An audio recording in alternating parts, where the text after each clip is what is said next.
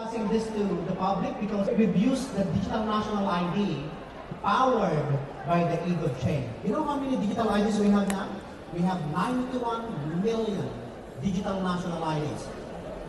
And this is actually a massive success of the Philippine government. This will reduce fraud, this will increase trust. And guess what? If you use the e-gov chain technology, this is already being triggered now, used by Maya, GCash, Shopee, and all of these banks. Every time that you do eKYC in their respective platform, they trigger the engine of the e-gov chain. And that's live.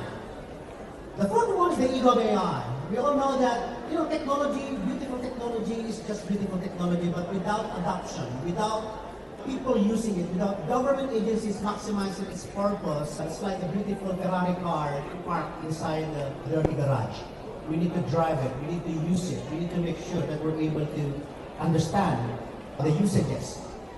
The digital national ID, we already have 91 million digital national ID. I wish I could show you the back end of this. You can see it's processing around 200 transactions per minute. So this is how massive, the engagement of the Philippine Digital National ID. I don't know if you've used the e-gov app, you will be surprised. You can see digital ID, but if you try to QR code the digital ID, you cannot get the data.